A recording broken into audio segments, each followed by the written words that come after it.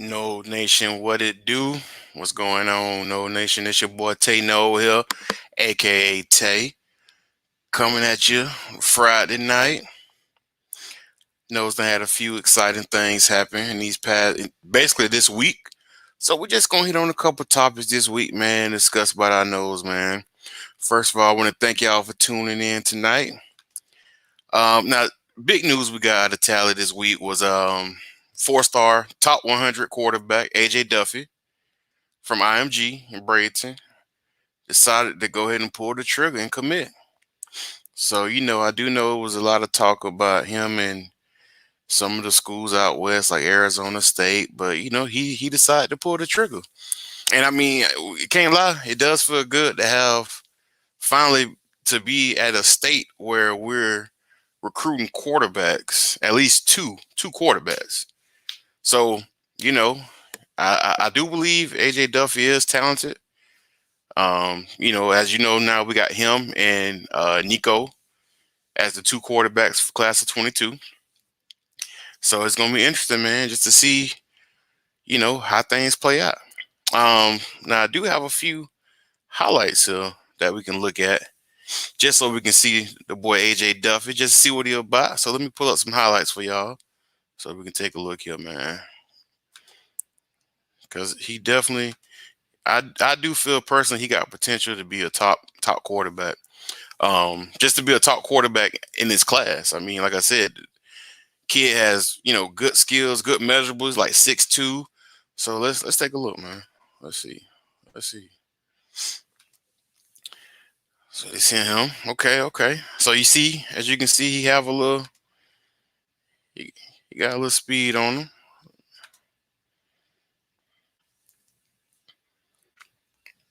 Nice little throw there. I guess they trying to be like Boise, the opposite of Boise with red. My boy, okay, my boy dropped that right in the bucket though. Look at him.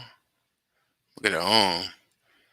Bro, Jit got an arm. And it's crazy. This is only really his this is sophomore highlights. I couldn't even find no I don't know if he plays junior year or what, but I couldn't even find no junior highlights. But this is sophomore year. Look, look at that man. He got some skills.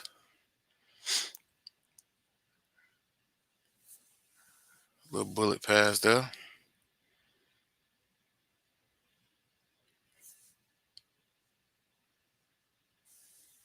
Man, that always helps when your quarterback is mobile, especially in today's game. You got to have a mobile quarterback. Look at that, right? Drop that right in the bucket, right on the money though.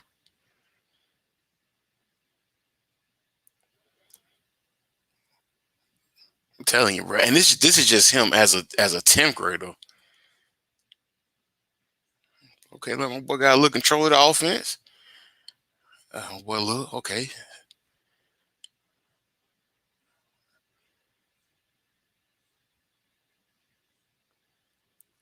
Look at that, man. And this type of player we need, man, to bring competition back in the quarterback room. That's been lacking. Nice little easy pass. Receiver made a dude miss. Play action. Got him. Boom. One thing I can say, man, his deep ball, but he got a nice touch. He dropping it right in the bucket on him.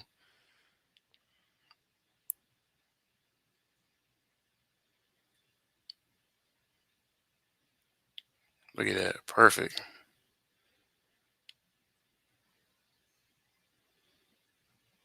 Tell you, man, the kid is nice. The kid is nice.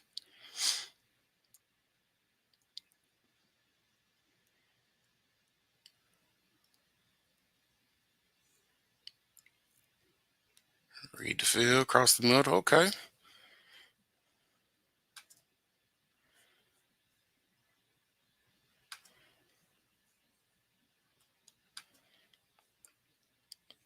Yeah, I mean, as y'all can see, I mean, for what I'm looking at, I mean, he definitely got an arm. He seems accurate. I mean, it's actually going to be good to see throughout the years to see which one gets the job with him or Nico. But it's definitely good to have two top quarterbacks in our next upcoming class.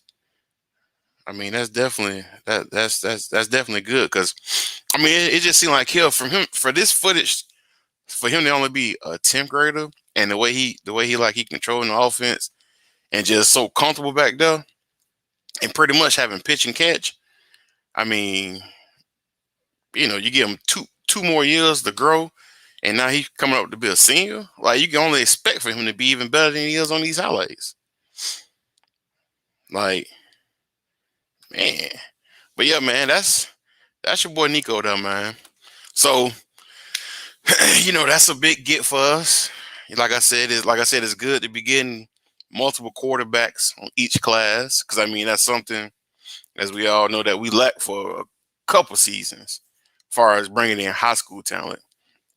I mean, because the high school talent is what's important to build upon. I mean, you can bring in a transfer, but I mean, how long does a transfer really, does it, like we bring in McKenzie. Okay, we got McKenzie. I'm happy for McKenzie. That way I'm happy we got him, but he's a senior. So, I mean, he's one and done. So it's always a good thing to bring in talent from the high school level. So that's AJ Duffy, top 100 player in the nation. He did bring our recruiting class to top 10 because we actually had fell out of the top 10 when Kelly decommitted. But AJ Duffy bring us back into the top 10, so that's always good. Other news with the name, image, and likeness that was supposed to start July 1st, 2021. Florida State had put together the Apex program and things like that. So apparently last night it was a bill signed and it was buried under like 70 pages of legislative bills and stuff that it was delaying it until 2022, July 1st of 2022, which I mean, with that, a lot of the players and student athletes were excited to be able to, make money off their name and get that started. Because I mean, NCAA is allowing it, and a lot of states doing it too. So for that bill for Florida to drop the ball on that to get it pushed back July 2022, that was kind of BS. That was kind of BS for them to all of a sudden get change of heart, and all of a sudden instead of the kids making money off themselves this year, now we're gonna push it back for next year. So with a lot of pressure, the power of social media, stuff like that. Now they done reversed and said, okay, we hear you. We're gonna start it. We're gonna keep it July 1st, 2021. So that's a good thing. That does start.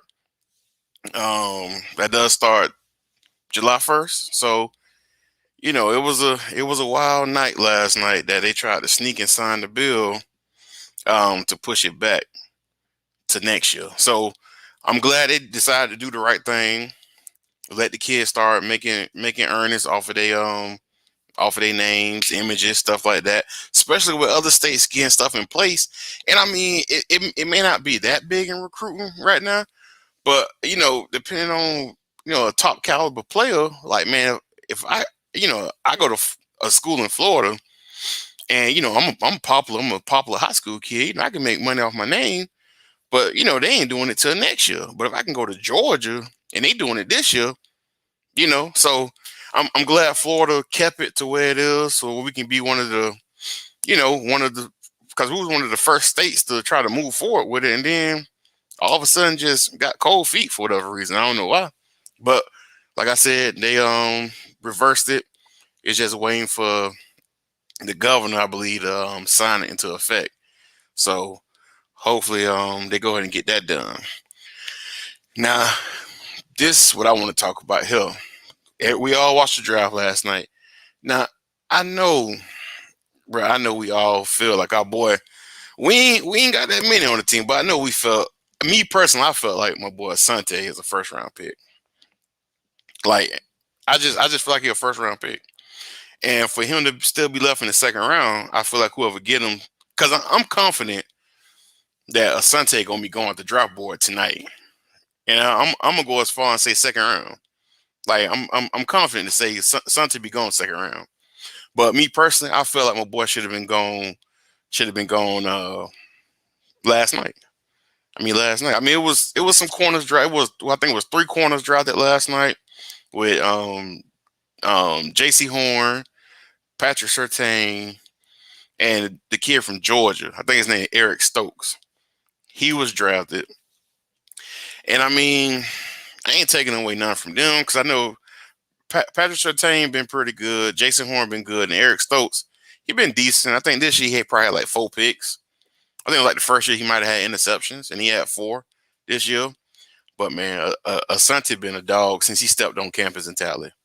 Since 2018, Asante Samuel been pretty much one of our best DBs. Like, and that's saying something. My boy, real deal, like held it down during it as a freshman. So I do feel my boy gonna get drafted tonight, second round. I feel he should have been first, but like I say, if a team, whoever get him, they getting a good they definitely getting a good corner. Let me see here. Oh, I see you coming. Let's see. I didn't see that. Let's see what y'all saying here. Asante has great ball skills. Hopefully, he goes to a team with a good front seven. Oh yeah, definitely. Because a lot of times the front seven is what help the corners. I mean, because if you ain't got a good front seven causing pressure, I mean, you can't be on the island. Like nobody can physically stay with somebody all day, like and predict their every move on a route. For 3 seconds, okay, you can do it for about 3 seconds. But for a full 6 seconds, like I mean, it's darn near impossible. So yeah, hopefully our boy Sante can go to a good team with a good front seven. We got some other people in the draft. We got Asante, we got Hamza, got Marv, we got Janaris Robinson, and I believe Kando. I mean, out of them 5 that I named, do I think all 5 will get drafted? No, well, let me start out like this. Do I want all 5 to get drafted? Of course. Do I think all 5 will get drafted? Honestly, I don't believe all 5 will get drafted. Like, I do believe. Well, honestly, I don't know. I don't know because I've seen crazier things. I mean, they do talk about. Sometimes they do look at potential and size. Because I mean, you look at like, let's say if I had to pick between Janaris and Kando, I think the scouts will more so pick Janaris. I mean, because Janaris and Kando are both big dudes, like 6'5", 6'6" dudes.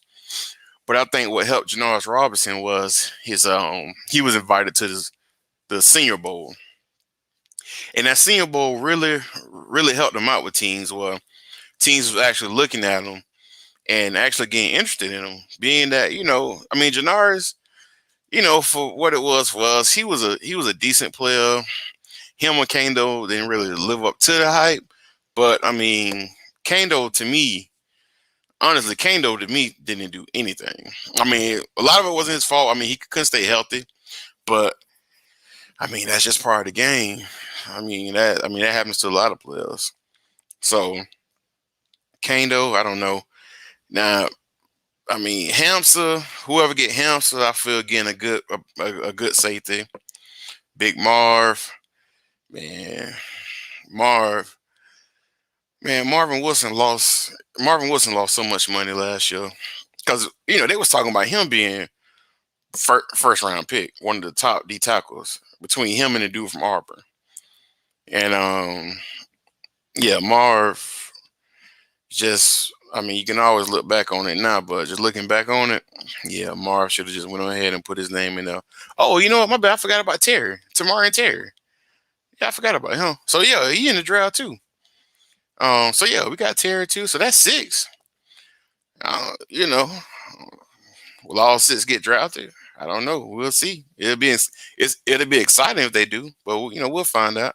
But honestly, I will say tonight, I do expect Asante to get drafted tonight. Asante, man, I don't know about Marv. Man, I want to say Marv because I mean, first round pick last year. I mean, I think somebody will pick him up with a second or third round. I feel, And the same thing with Hamza. Hamza, second or third, maybe even fourth at the most.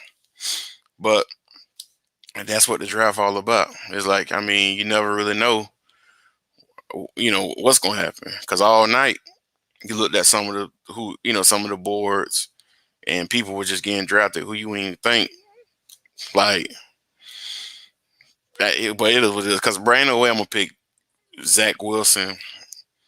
Ain't no way I'm gonna take Zach Wilson over Justin Fields. Like I don't know where the whole Justin Fields slander thing came from, or he just was picked at number 11, and you had Trevor, uh, Trey Lance, and Zach Wilson. Like, okay, I can understand Trevor. You want to go with Trevor, okay. But then after that, after Trevor, it should have just been Justin Fields, like off the rip. Like, so I don't get that. So that's why I said crazy things happen in the draft. We got, like I said, we got 6 players. So I would say Asante, a shoe in to get drafted, Hamza, Marv, and then the rest. I mean, it's kind of up for grabs. I mean, let's hope they get drafted. Because I mean, Terry, even though Terry really essentially didn't do anything for us last year, but them previous years when he was with us, you can't say Terry one just you know Terry was a beast for us, man. Terry was a beast. I do feel like he need to work on maybe some of his route running, maybe. I mean, and that's something he could have worked on when he opted out and been working out. So I mean, who knows? Who knows? So we'll find out tonight and tomorrow this weekend. We'll find out who all our players. Now I did want to go back to the recruiting situation. So I was looking at our class and looking at I honestly do feel like we are building a good class, a special class for 22. Like I said, I think this would be one of them classes, kind of how Jimbo class was when he had Joyner and them boys. That kind of start turning things around. I do feel like with Travis Hunter being the head of this class, I do feel like in a couple years, all them players from this class, we'll look back at this class and be like, boy, that was a good class. And the only issue I'm having is like, man, we just need to we definitely need to recruit harder at linebacker and D tackle. Like to me, those are crucial and spots of recruiting that we're lacking. Linebackers and D tackles. It's like I'm thinking back to last year. Well, this current year, 2021 class, and I don't think we got no just linebackers. Like I know some of the kids we got, they play linebacker in high school, but they built like a safety, like they're more like safeties, but they was able to get away with it in high school. But we really haven't, got them linebackers that we need. And then D tackle, we already know we haven't been getting them for a couple of years. I mean, the one D tackle we signed the other year didn't even qualify, so he had to go to JUCO. And I don't even know if he's gonna come back or not. I mean, because I've seen his tape. I mean, what was his name? Manny. What his name was? Manny Rogers. Manny Rogers. Manny Rogers tape. He a beast, but it's like my boy didn't even qualify. So you know, we definitely got to hit the trail harder for tackles, linebackers. So that's something I'm definitely interested to see how it play out this during the season, of course.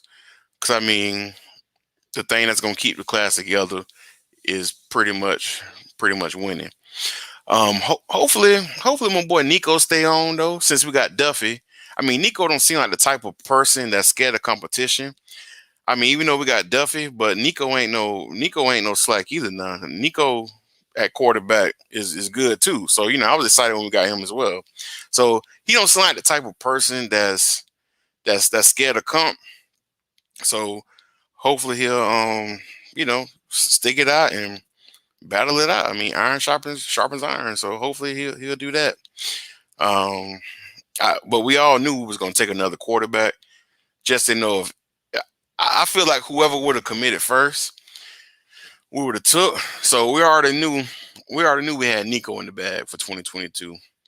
Then it was between AJ Duffy or MJ Morris. I know me. I kind of wanted MJ Morris just because of the mobile. But looking at AJ Duffy highlights, I mean AJ Duffy ain't no sitting duck back though. So I mean MJ Morris, they both good. But yeah, but we definitely gotta pick up the pace on them on them linebackers and D tackles. Because I mean, like my boy was saying earlier, like that's part of the front seven. Like we can get the best corners and safeties in the whole country, and they'll still get torched because if a quarterback got all day, bro, if you got all day in the pocket to throw the ball to somebody, like eventually somebody gonna get open. Like you have to get open. Like if you got all day, like you can't predict a person move for forever. So front seven important. So Coach Mard, I know you ain't watching this, but I'm gonna need you to bring us some linebackers of talent. I did see we got one. I think Omar Graham Jr. I think he visiting or set a commitment date soon. So hopefully, that'll be a big pickup for us if we can get him. So that's all good. Hey, let me see here. There was something else I was looking at here. Let me take a look at something here. Now, I do think going back to the draft tonight, which come on what 7 o'clock, I think. So going back to that, I do think with a player like Hamza, like Hamza really didn't play last year, which I mean honestly I don't blame him. I mean if you hurt and you know you're gonna leave and you know you got a chance to get drafted, you know, I think he just came back just to put a little bit on tape, just to show people that I can run, I can move, I'm good. Did just enough, just to show that hey, I'm still me. Because I mean, the few games Hamster did play, he was looking like the Hamster we grew to love the season before. So I do feel a player like Hamster for a team to pick him up. I actually feel like Hamster would be good in the NFL. Like I feel his skill set would adapt to the NFL. Like he's pretty much he's like a run stopping safety. Like you can put him in the box, he can blitz. Like to me, Hamster check all the boxes for me. So I feel like whoever get Hamster, and to be honest, depending on when you get Big Marv, I mean that's a steal. I mean he was a potential first round pick last year, so you can get him second round, third round. I mean that's a steal. So honestly, it really just depends. Um, and like I said, with Janaris, now when you get to like Janaris and Kando, at that point you kind of get into kind of like especially with like somebody like Kando, you kind of get like a project. Like if you get Kando, you just get him based off like his ceiling, his potential. Because I mean his tape really don't show us nothing at all really besides I mean the interception versus North Carolina. I mean that's pretty much it. I mean it was a big play, but for Hampshire, I mean for not Hampshire, but for Kano coming out of college, I mean coming out of high school was like the number one DN in the country, and it's like we just really didn't get that. And like I said, a lot of it was injuries, but that happened. So if someone take a risk for Kano, Robinson, and even Terry, I mean, honestly, I think Terry can play in the league. I don't know why some of the fans were so hard on him. Say he just, I mean, because I mean, he did just run a lot of fly routes with us. But if he get into a good system where he can, get his route running, Chris. Hey man, I think my boy Terry can be a steal too.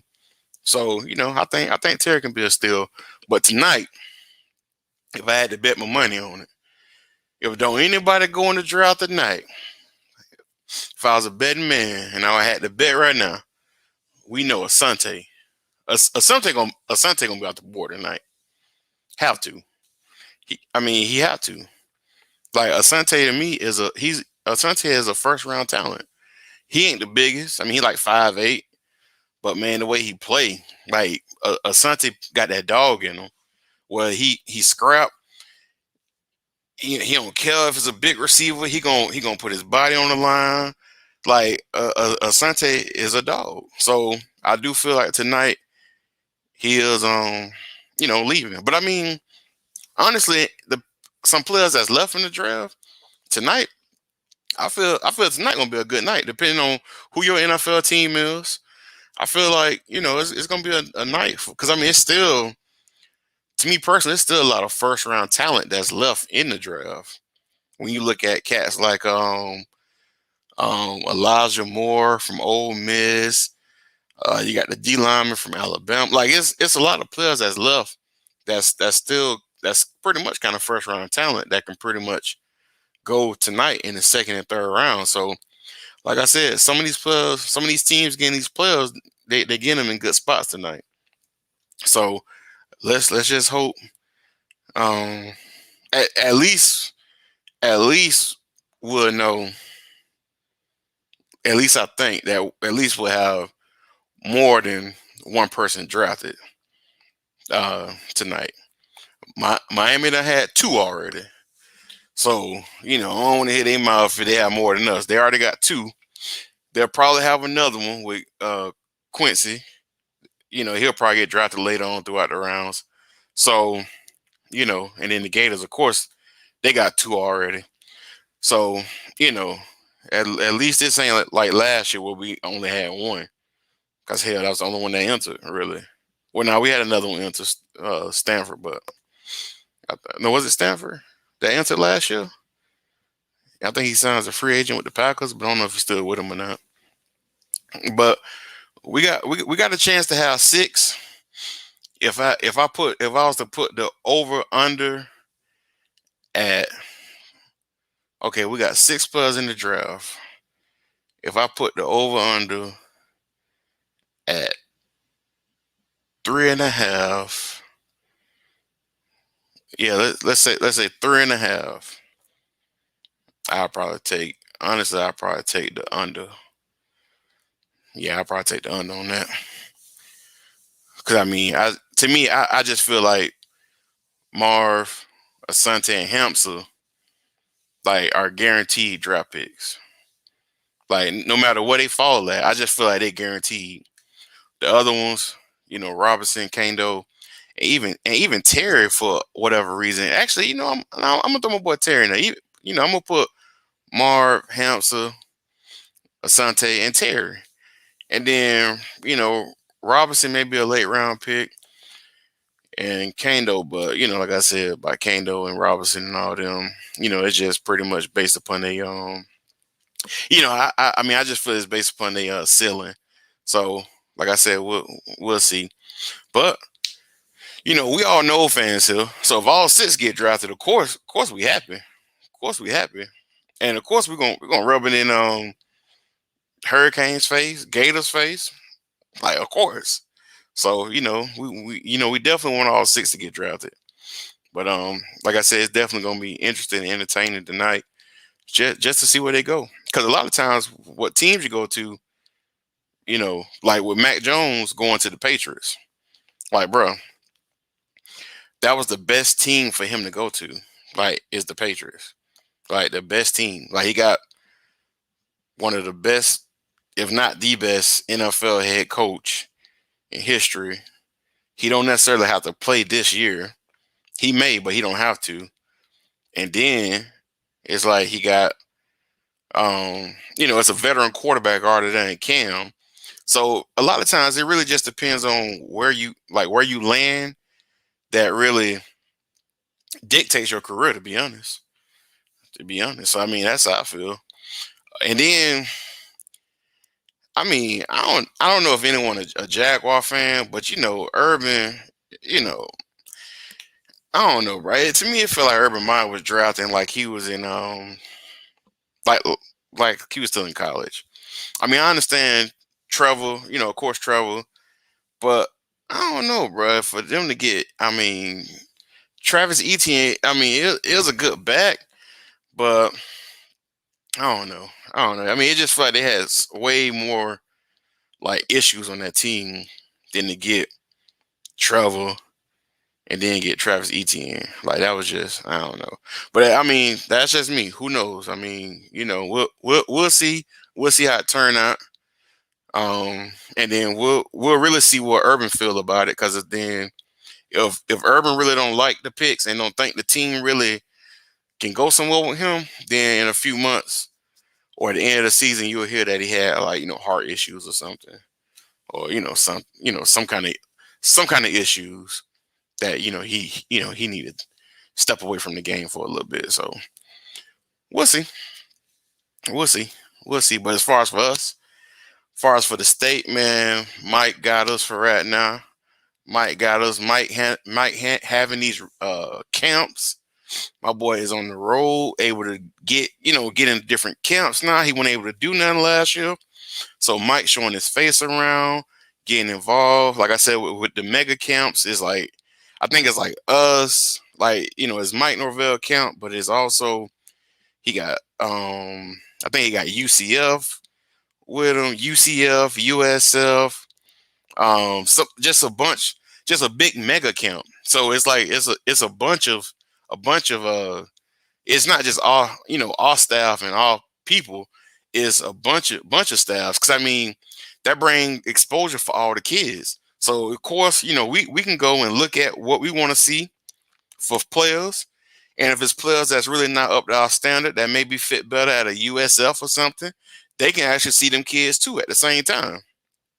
So I do think that's great that Mike doing that. Like I said, getting his face out there, letting people see him. And then also being able to interact with other coaching staffs and to get to know people and just different things like that. Because I mean, you never know when you may have to chuck the deuces at a coach.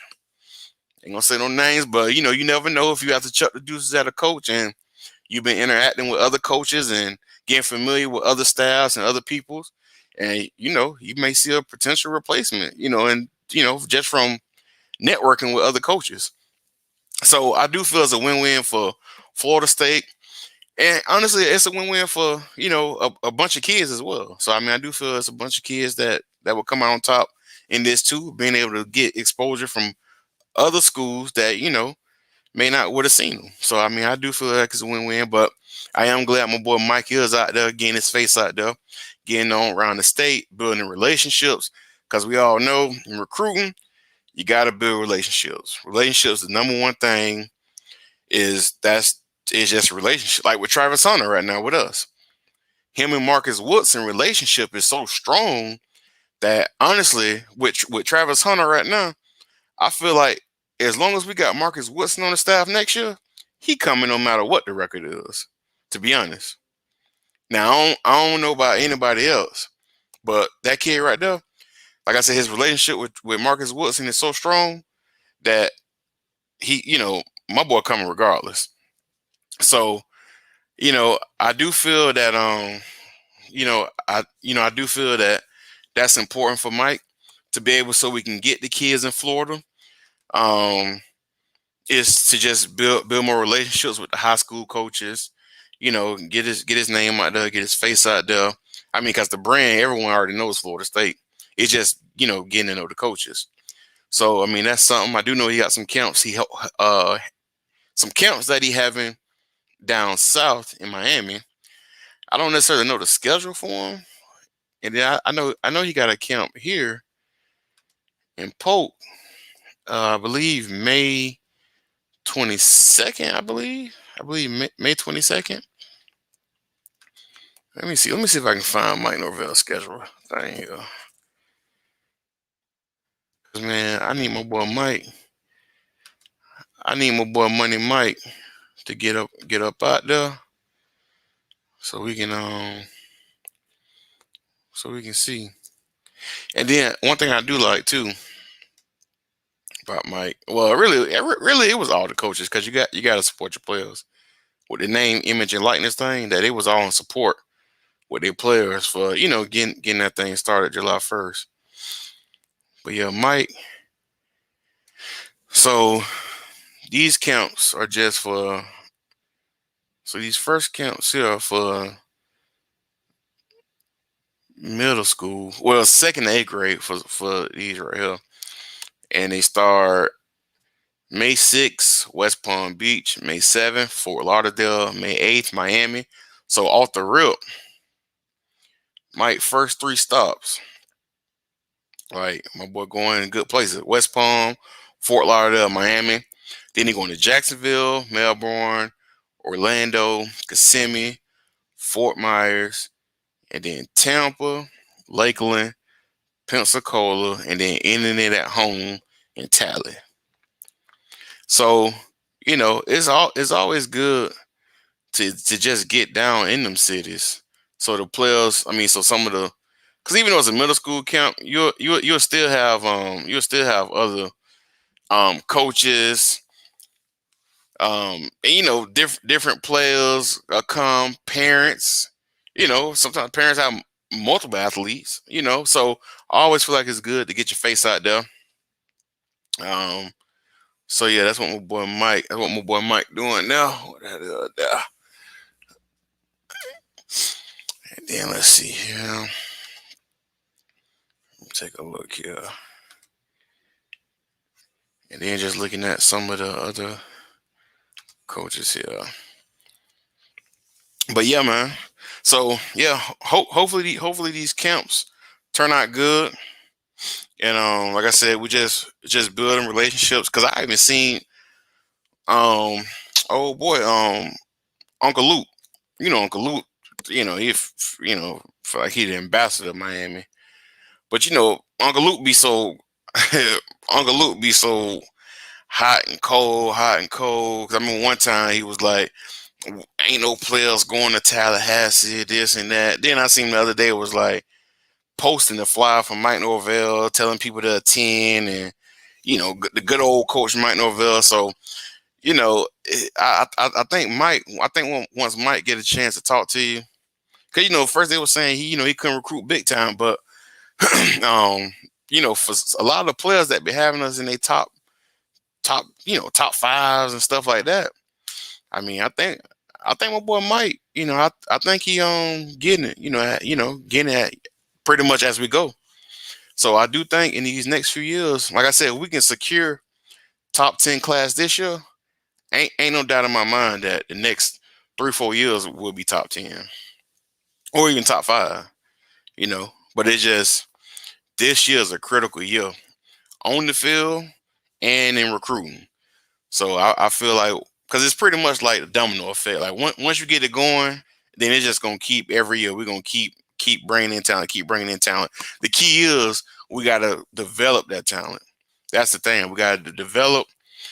The staff gotta still do their job and not just look at stars, but actually recruit and evaluate. And I do feel like so far with Mike, with some of the players that he do recruit, I do feel like he real deal do evaluate the talent. Because if you look at some players we get, we'll be the first offer. We'll be the first big offer they got. And then after a while, they'll have 0 stars. Soon as we offer, like the next day, there'll be a 3-star. They get to a 3-star. And then next thing you know is other schools offering. Other big time programs send them offer. So I do feel like Mike and his staff are good at evaluating talent. And that's what's important when you're recruiting, to evaluate, be a good evaluator, not just a good, rival say he'll 5-star. Okay, let me see him offer. Rival say, he'll 4-star. Okay, let me see him offer. No, I mean, because they don't, sometimes they're right, of course, because I mean, you could tell who's a good player, but it's up to you to actually evaluate the talent. And I do think my boy Mike, I do think Mike and his staff is good on that. So we'll see. I know we all anxious, man, for September. Like, bro, it's like September can't get here quick enough. Like we finna end April, start May, but then we got June, July, and August. It's like we so excited for our boys to hit the field on that Sunday night against Notre Dame in Doak. And if Doak a packed house, like we haven't, because I'm sure if they allow the stadium to be packed capacity, I'm pretty sure they're gonna sell out tickets, and it's gonna be you know 70,000, 60,000 fans Sunday night Notre Dame, you know, and it's like, man, it's like we so far away. It's like, man, we want to see something. Like, you excited about the spring game? It's like that happened in the blink of an eye. Spring started and was over. We watched the spring game. Now we're ready for summer workouts to start. And it's just we really ready for just to see our boys on the field, just to see. I mean, because we a lot of times really we just curious. We're curious to see, like, you hear them talk about the work, the work in the weight room, the the improved player this, improved player that. But there's a lot of stuff we don't heard before. A lot of stuff we don't heard every year before. And it's like we really just want to go and see for ourselves, like, is this team really improved? Is this team really improved? Did Adam Fuller really get his act together? And last year was just a fluke year for him, where he really couldn't do the defense that good. Like, was it just a fluke? So did will the O line take another step forward? They took a step forward last year. Can they take another step forward? You know, you know, is Lawrence Toafili gonna take that next step? Because I mean, we all see the potential in him. So it's just a lot as fans that we just really are really that we're ready to see, and we anxious because we haven't felt success since about 2016, and that's a long time as being a Florida State fan, especially if you've been a long time Florida State fan, like since birth, and you never really had losing seasons. Like, we thought we had losing seasons when they call in the 2000s with Bobby. They call that the lost decade. But nah, bro, nah. That I would take that over what we had these past 5 years. So we got a few more months, to see what's going on. We'll probably try to do different stuff on the channel, because I mean, it's kind of got to come up with stuff. When news drop for certain stuff, but probably do stuff, have more people on, because I mean, once the season start, bro, we full go, like, we full go. But I'm gonna probably get on. It's about 6:48. Let everybody get off. We can get set for the draft, so we can cheer our boys on tonight. Like I said, we got six. Hopefully, all six get drafted this weekend. But let's go and watch the draft and support our Noles, man. I want to thank y'all for watching, man, and I'll see you next time. Holla.